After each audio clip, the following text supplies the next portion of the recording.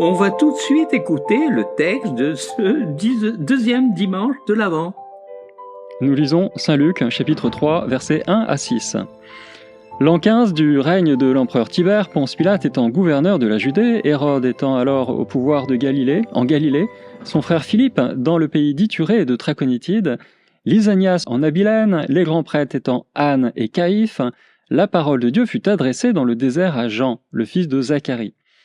Il parcourut toute la région du Jourdain en proclamant un baptême de conversion pour le pardon des péchés, comme il est écrit dans le livre des oracles d'Isaïe le prophète.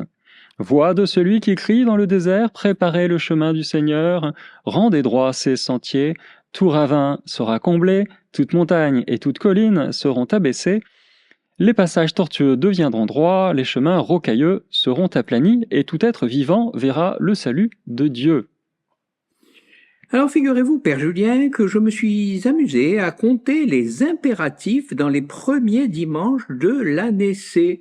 Et il y en a 3. Ça, c'est plutôt énergique, vous trouvez pas? Oui, c'est très énergique, ça réveille. La semaine dernière, nous entendions Jésus nous dire « Restez éveillés, priez en tout temps ». Aujourd'hui, autre impératif, préparez le chemin du Seigneur. Et la semaine prochaine, nous entendrons un nouvel impératif, rendez grâce au Seigneur, soyez toujours dans la joie. Le premier impératif, priez en tout temps, et le second, préparez le chemin, ça s'accorde bien, je trouve. Prier et mettre en œuvre sa foi, tout est là. Absolument, Jean, il faut être cohérent entre ce que l'on fait et ce que l'on croit. C'est évident. Ou alors on peut donner un contre-témoignage et c'est terrible. Dans notre passage de l'Évangile, Saint Luc pose le décor dans lequel Jésus va commencer son ministère public. Impressionnant son souci du détail. Oui, alors le cadre, il est bien connu, c'est la prédication de Jean dans le désert de Judée. Et c'est dans ce cadre que Jésus va faire son apparition. C'est une scène parfaitement bien située, à la fois dans le temps et dans l'espace, ce qui nous a permis d'ailleurs de dater avec assez de précision le début du ministère de Jésus en Judée. Luc écrit « L'an 15 du règne de l'empereur Tibère, la parole de Dieu fut adressée dans le désert à Jean, le fils de Zacharie. » Donc vous avez compté, Jean, n'est-ce pas? Ben quoi? Le nombre de personnages historiques cités par Luc. Alors 1, 2, 3, 4, 5 et 6 et 7. Je crois qu'il y en a 7. Voilà, 7 personnalités religieuses et politiques. Et au niveau géographique, notez aussi, c'est très intéressant, cet effet de zoom, comme quand vous cherchez une destination sur Google Earth. Sur Google Earth, on parle de la planète et on arrive à voir les maisons en 3D, 3 dimensions. Dans l'Évangile, on part de l'Empire romain, c'est-à-dire le pourtour méditerranéen, on survole la Judée, le désert de Judée, et on arrive sur les rives du Jourdain, là où Jean baptisait. Eh bien, je crois que Luc fait œuvre d'historien, en fait, avec son évangile, et il le dit dès les premiers versets de l'évangile, attention, l'histoire que je raconte, c'est vraiment du solide. Jésus est un homme de son temps, enraciné dans un contexte, un pays, une culture, une histoire. Jésus n'est pas un mythe, il a vraiment une épaisseur historique, et c'est ce que Luc va montrer dès les premiers versets de son évangile.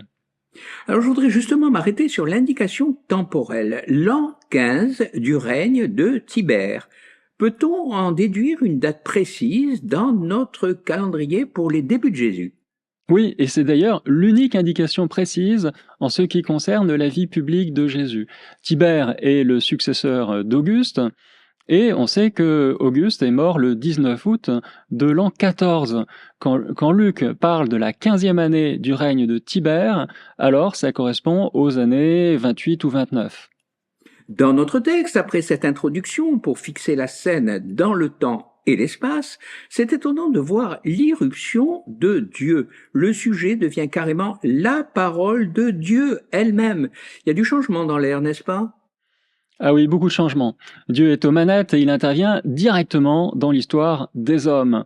Jean le Baptiste s'inscrit d'ailleurs dans une longue tradition prophétique en Israël. Après Jérémie, après Isaïe, annonçant de grands événements comme la déportation en Perse ou le retour d'exil, Voilà que la parole retentit à nouveau après des siècles de silence, et cette parole est puissante, très puissante.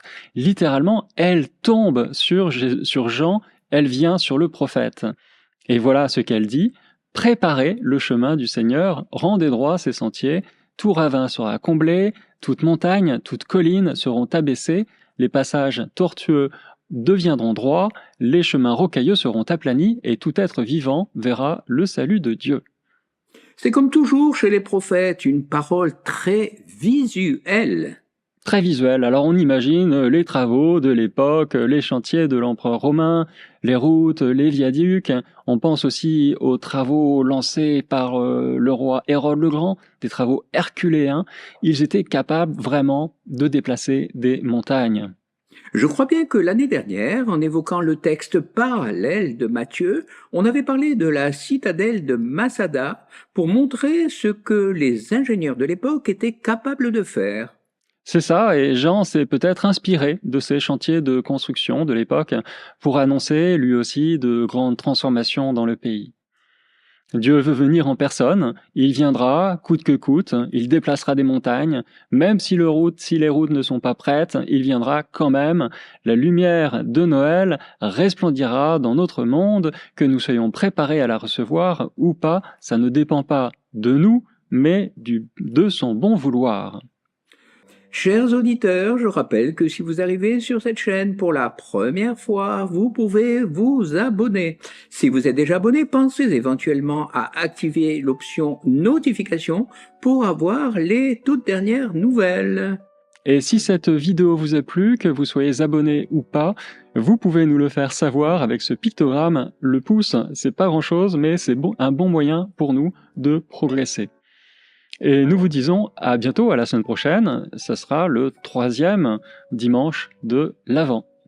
C'est noté, merci, à bientôt.